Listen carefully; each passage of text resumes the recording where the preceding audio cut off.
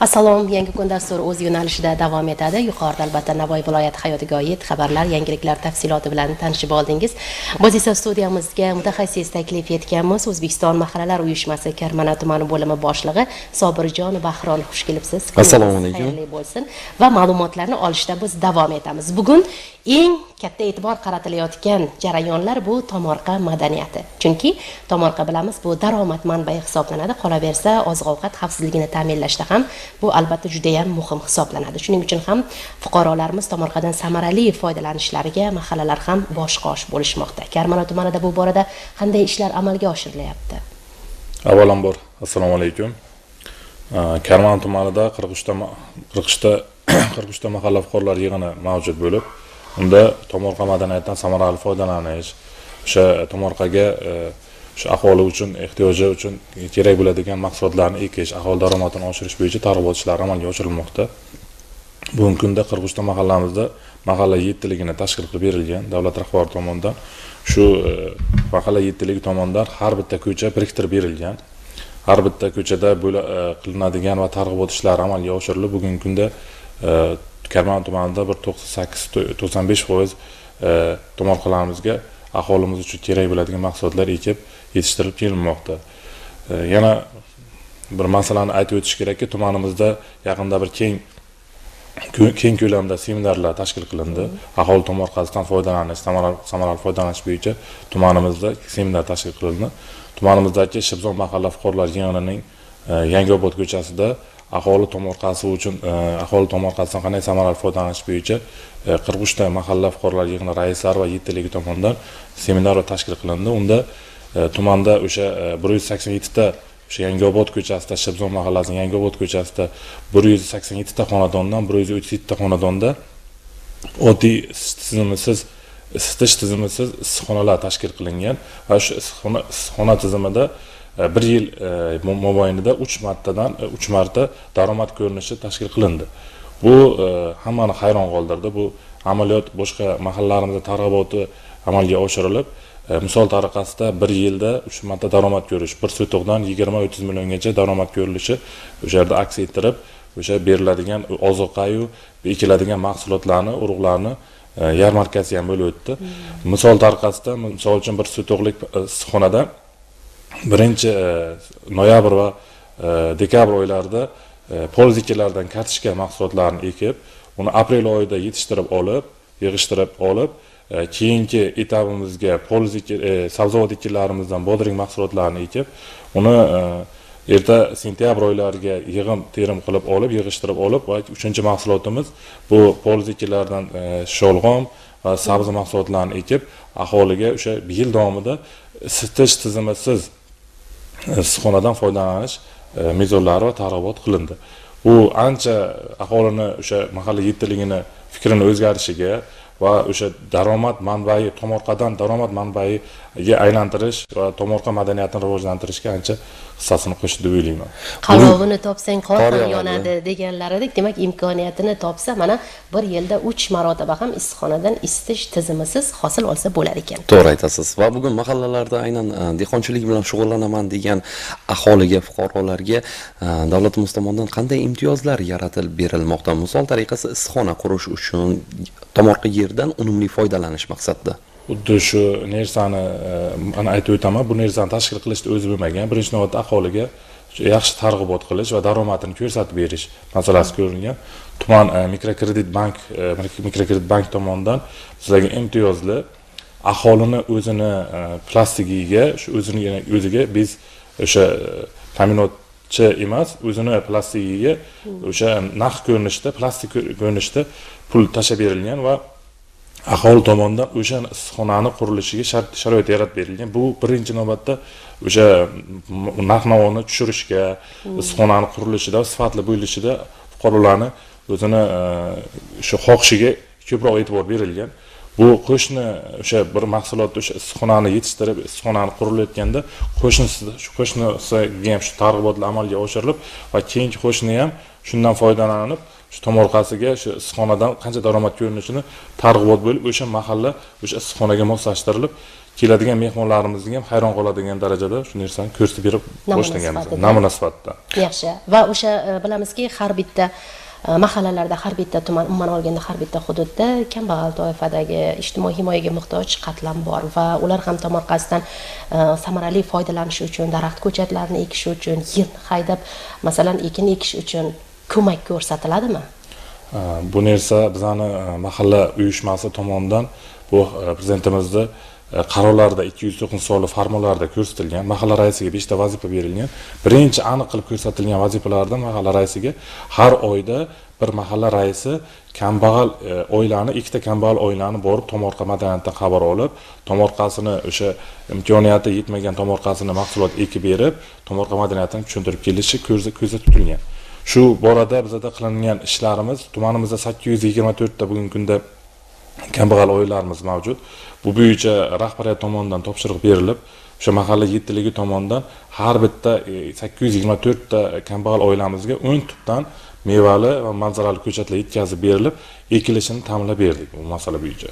Juda ajoyib va yuqorida aytib o'tdingiz, aynan imtiyozli kreditlar plastikda naqd ko'rinishda taqdim etilyapti dedingiz. Ilgari haqiqatan ham kimdir agar issiqxona quraman deydigan bo'lsa, u ta'minotchini borib gaplashishi kerak edi. U shartnoma berish uchun 10 kun muddat vaqt o'tardi. Bankdan to krediti hal bo'lganga qadar uni naqd ko'rinishiga aylantirgancha ma'lum bir foizlar bilan qo'liga kamroq daromad yetib kelar edi-da. Bugungi kunda plastiki juda ham qulay bo'ldi va o'zi istalgan tadbirkorga borib issiqxona qurish uchun mablag' ajratiladi. Xo'sh, bugungi kunda yoshlar aynan ro'yxatda turib ish bilan ta'minlanish va dehqonchilik bilan shug'ullanishi uchun ularga ham texnika tomonidan Karmana tuman hokimiyati tomonidan yordam bo'ladimi? Misol tariqasida yer haydash bilan o'zini-o'zi band qilishi mumkin. Motokultivatorlar olishi mumkin. Bu bo'yicha bizda prezidentimiz 20 sonli qarori bo'yicha 30 sotuqdan qishloq xo'jaligiga suvlashgan yerlarimizdan yerlar tarqatilgan. Bugungi kunda yoshlar bilan birga ishlarni tashkil qilganimizda o'sha bir mahalla, bir mahsulot tamoyiliga asosan, misol uchun yaqinda bu televideniyada ham, ommaviy axborot vositalarida ham uning targ'iboti boshlandi.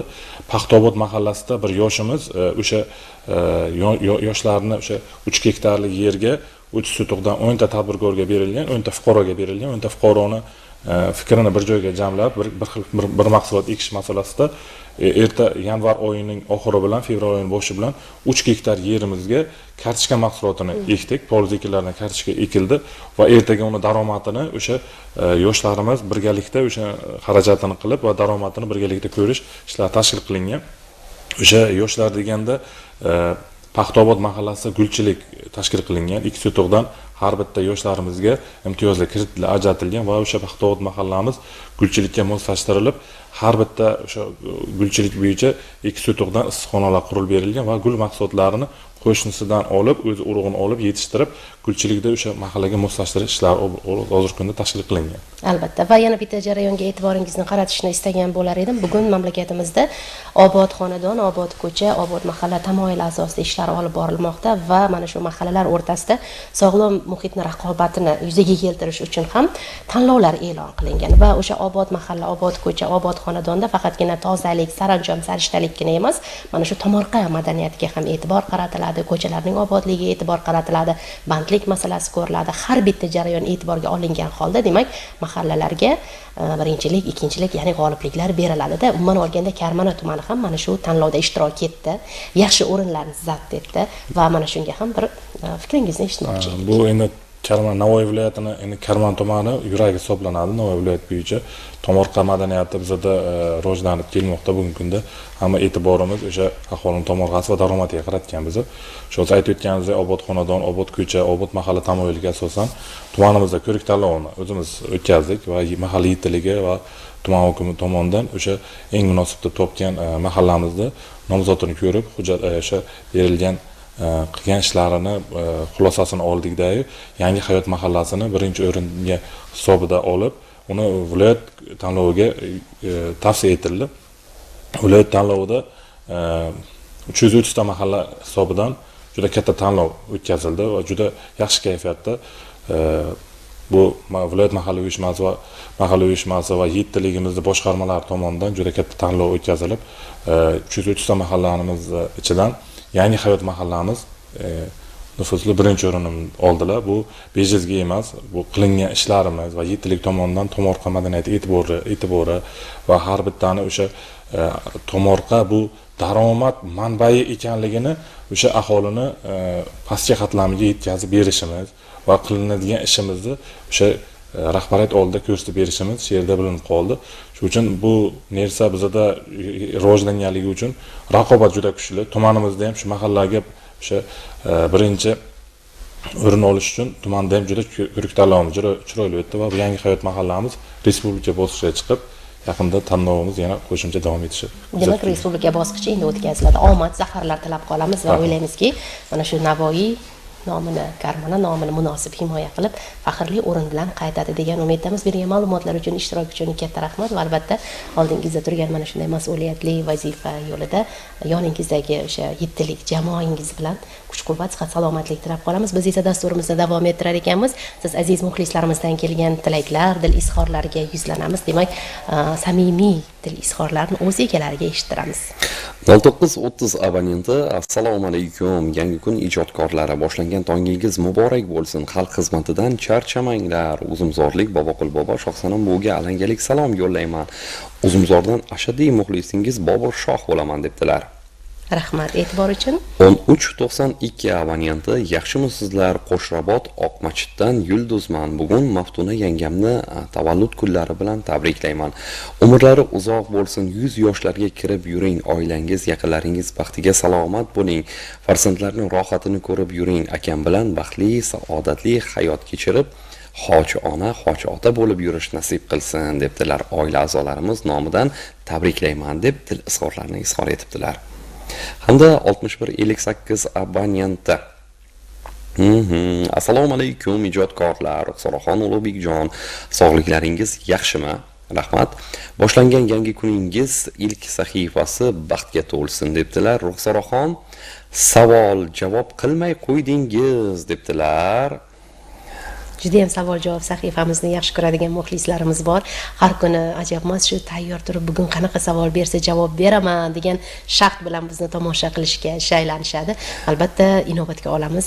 Qarang, kuni kechagi dasturimizda Boburdan so'rasak debdilar. Bobur bilan Gulchehradan so'rasak, ertangi dasturga Ulug'bek Ruxsora zo'r savol tayyorlab kelgan degani uchun biz shay turibmiz debdilar. Savollardan ayting, bilimlarni charxlaylik debdilar. Hali yarim soat vaqtimiz bor, shuning uchun ajab emas. Biz yuqorida Ulug'bek bilan bir savol ustida bosh qotirgandik. O'sha savolni o'rtaga tashlasak, yarim soat ichida bemalol ulgurishadi muxlislarimiz javob albatta, haqiqatan ham. Chunki bizni dasturimizni erta tongdan intizorlik bilan kutadigan va oilalari bilan savolning javobiga qiziqib bellashadigan muxlislar bor-da. Albatta. Demak, aytib o'tamiz, ha? Albatta. Endi dasturni an'anasini biroz o'zgartiramiz. Har gal Ruxsoraxon savol berar edi, bugun men berishga qaror qildim va yigitlarga ham so'z beraylik. Albatta. Chunki bu savolni Ulug'bek topib kelgan. Ko'pchilik bilsa kerak, ko'pchilik bilmasligi mumkin. Yer yuzida yagona bir daraxt bor ekan, u gullamasdan turib meva tugar ekan. Bu qanaqa daraxt edi? Aynan ko'pchiligimizning xonadonimizda bo'lishi kerak va uni mevasi ko'plab shifobaxsh ekanligi ko'p bora ta'kidlangan. Falon harf bilan boshlanib, falon harf bilan tugaydi deb aytib o'ting birda. Yo'q. Lekin shaxsan har doim savollar bilan qiynaydigan Ruxsoraxonning o'zlari javobni topa olmadi. Albatta, tan olish ham mardning ishi deydi. Yer yuzida yagona gullamay turib, gullamaysi ekan, umuman gul chiqarmas ekan, lekin meva tugar ekan. Bu qaysi daraxt edi? Mevasi nima? Shuni javobini kutib qolamiz. Albatta, hozir esa ajoyib taronani taqdim etamiz siz aziz muxlislarimizga. Bizdan, demak, tug'ilgan kun egalariga sovg'a. Marhamat.